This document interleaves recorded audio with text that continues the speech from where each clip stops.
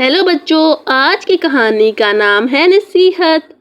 ایک دن احمد اور ایمن کے امی ابو نے جنگل میں سیر کو جانے کا پروگرام بنایا۔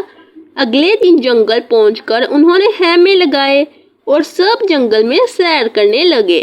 انہوں نے قسم قسم کے پھلدار درخت، خوبصورت پھول اور بیلیں دیکھی۔ وہاں پر انہیں تیتر، کوئل، فاختہ اور ہدہد وغیرہ بھی دیکھنے کو ملے۔ شام ہوئی تو وہ سب اپنے خیموں کی طرف واپس لوٹ آئے اور آگ جلا کر کھانا پکایا گیا۔ کھانے کے بعد وہ سب خیمے میں چلے گئے۔ ایمن اور احمد کو نیند نہیں آ رہی تھی۔ ان کا دل جنگل میں جانوروں کو ڈھونڈنے اور دیکھنے کو چاہ رہا تھا، حالانکہ ان کے والدین نے انہیں سختی سے منع کیا تھا کہ خیمے سے باہر نہیں نکلنا۔ وہ یہ نصیحت بھول گئے اور جنگل کا جائزہ لینے چل پڑے۔ اس شب 14ویں کی رات تھی اور چاند کی روشنی سے ہر چیز واضح دکھائی دے رہی تھی۔ چلتے چلتے انہیں محسوس ہوا کہ وہ کافی دور آ گئے ہیں۔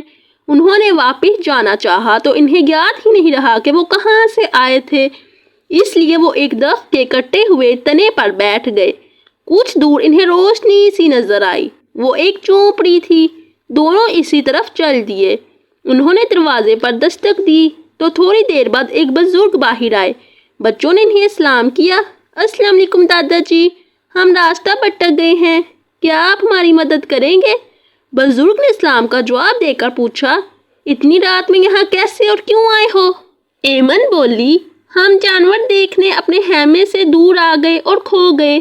بزرگ نے کہا، بیٹی تم دونوں کو اپنے امی کے بغیر نہیں آنا چاہیے تھا۔ دونوں نے کہا، جی ہم اپنی غلطی مانتے ہیں۔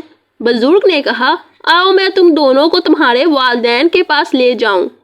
وہ دونوں ان بزرگ کے ساتھ چلتے ہوئے اپنے امی ابو کے پاس آ پہنچے، جہاں ان کے والدین انہیں ادھر ادھر پہلے ہی سے تلاش کر رہے تھے۔